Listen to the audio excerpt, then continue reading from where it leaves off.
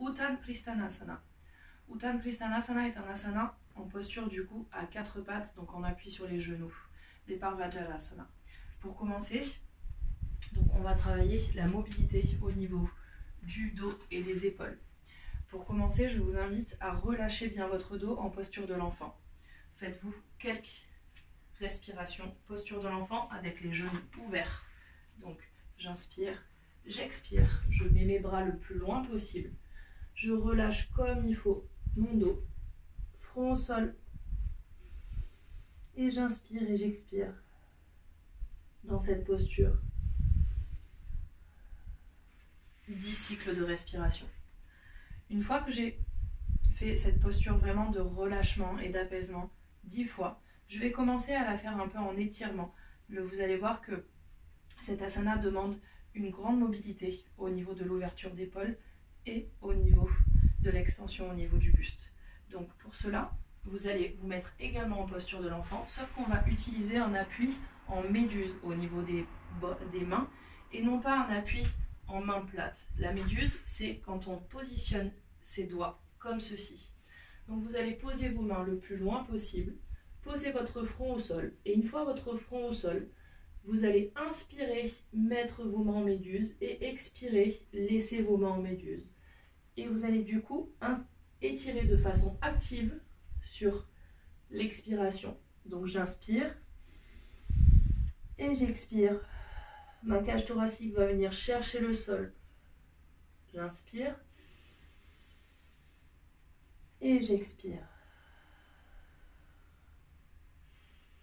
Vous allez voir que juste les mains en méduse, vous allez ressentir un étirement un petit peu plus prononcé au niveau de l'ouverture des aisselles. Faites-le également une dizaine de fois. Ces 10 respirations en méduse, posture de l'enfant faites, on va du coup passer sur le premier step donc de Uttan Pristhanasana. Premier step de Uttan Pristhanasana, on commence à 4 pattes. L'objectif étant, quel que soit le step de la posture, de conserver les hanches au-dessus des genoux. Donc, ni trop en arrière, ni trop en avant. Les hanches étant au-dessus des genoux, les mains se situent pour commencer au niveau des épaules et je vais avancer d'une main et chercher à poser mes coudes au sol. Là, dans cette position-là, vous allez vérifier si votre bassin est bien au-dessus de vos genoux ou si vous avez besoin d'avancer ou de reculer. N'hésitez pas à prendre un miroir ou à utiliser quelqu'un de votre entourage ou une vidéo pour le faire. Puis je vais avancer mes mains et là, je vais inspirer. Et sur l'expiration, je vais tendre mes bras.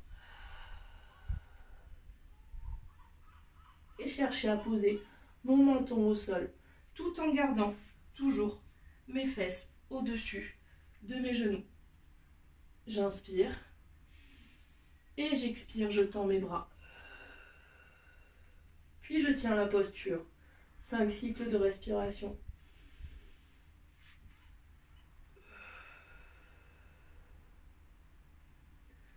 Puis vous pouvez vous redresser, reposer vos coudes au sol, ramenez vos mains, relâchez vos pieds crochetés à l'arrière et vous reposez en posture de l'enfant. Une fois ces 5 cycles de respiration faits sur ce premier step, on va passer au step supérieur qui est un petit peu plus difficile. Toujours posture de départ, pieds crochetés à l'arrière, main en posture de la table et cette fois-ci on va poser les coudes et lier ses coudes pour avoir le bon écartement du coup, donc un écartement d'avant-bras, donc les coudes alignés aux épaules.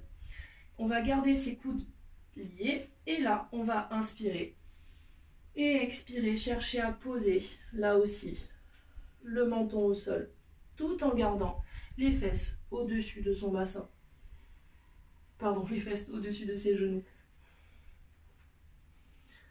Hop, et j'inspire et j'expire dans cette position 5 fois. Puis je me redresse, je pousse dans mes mains et je reviens en posture initiale. Étape d'après, on va faire la même chose, sauf que les mains, au lieu de les avoir du coup liées comme ceci,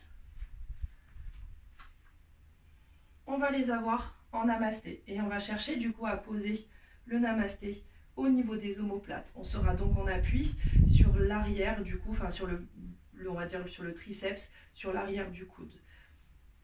La posture de départ est la même. Posture de la table, pieds crochetés à l'arrière. Je pose mes coudes au niveau de mes épaules, je les touche pour pouvoir être sûr de ne pas avoir les bras trop écartés ou trop serrés. Je me passe mes mains en namasté. Je descends pour poser mon menton au sol. Et je passe mes mains derrière mes omoplates.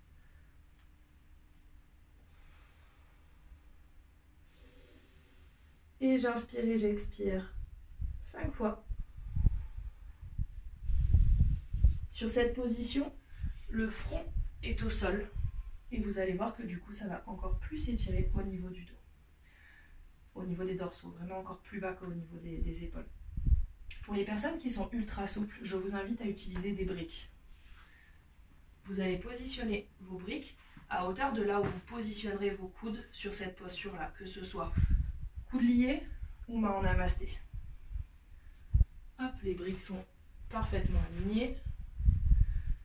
Alignées du coup à mes genoux et à mes épaules. On va poser les coudes dessus.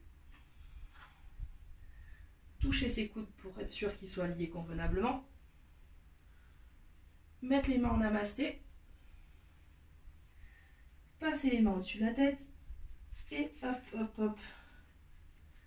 Descendre en regardant le sol jusqu'à ce que le front touche le sol. En gardant bien les fesses au-dessus des genoux. Hop, il faut que j'avance un petit peu.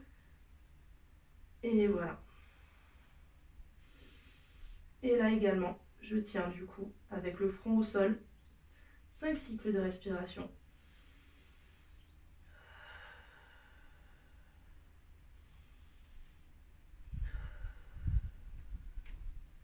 Puis je relâche les mains. Je les pose au sol et je me redresse. Pour récupérer de Uttanasana Krishnasana, vous avez vu qu'on est beaucoup sur l'ouverture, du coup on va faire une fermeture. Donc on peut se mettre en Vajrasamana et venir s'embrasser du coup tout simplement avec les mains au niveau des omoplates. Inspirez et expirez, enroulez les coudes vers le nombril.